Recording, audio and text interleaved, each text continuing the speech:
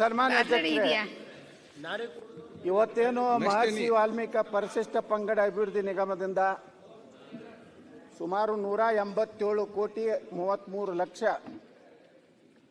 ಏನು ದೊಡ್ಡ ಹಗರಣ ಈ ರಾಜ್ಯದಲ್ಲಿ ಆಗಿದೆ, ಇದರ ಬಗ್ಗೆ ನಾವು ಚರ್ಚೆ ಮಾಡ್ತಾ ಇದ್ದೀವಿ. ಈಗಾಗಲೇ ನರೇಂದ್ರ ಸ್ವಾಮಿಯವರು ಹೇಳದಂತೆ ನಾವು ಯಾರೂ ಇದರಲ್ಲಿ ಪಕ್ಷ,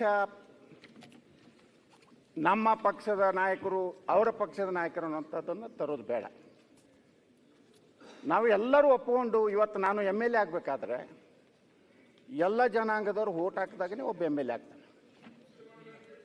ಹಾಂ, ಅದೊಂದ್ರ ಬಿಟ್ಟಂತ ಹೇಳ್ತೇನೆ, ನಾನೇ ಹೇಳ್ತೀನಿ, ನೀವೇ ಹೇಳ್ಕೊಬೇಕು.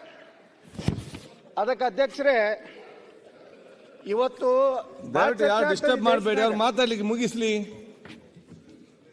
ಬಾಬಾ ಸಾಹೇಬ್ ಅಂಬೇಡ್ಕರ್ ಅವರ ಬಗ್ಗೆ, ಬೇಗ ಮುಗಿಸಿ. ಸಂವಿಧಾನದ ಬಗ್ಗೆ ಬೇಗ ಅಂದ್ರೆ ನಾ ಸುಮ್ ಕೂತ್ ಬಿಡ್ತೇನೆ. ಆಯ್ತು, ನನಗೆ ಹಿಂಗೆ ಮಾಡವ ನೀವು, ನಾನು ಬಂದ್ಕೊಳ್ಳೇನೆ ಯಾಕೆ ಹಿಂಗೆ ಅಲ್ಲ ಮಾಡ್ತೀನಿ? ಆಗಿಲ್ಲ, ಮುಂದುವರಿಸ್ಕೊಂಡು ಬೇಗ ಹೋಗಿ ಹೋಗಿ ಅಂತ. ಬಹುಶಃ ನಾ ಕಟ್ಟ ಹಿಂದೂ ಓದಿಲ್ಲ ಅಂತ ಹಿಂಗೆ ಮಾಡ್ತೀನಿ ಕಾಣಿಸ್ತು. ಆಗಿಲ್ಲ ಈಗ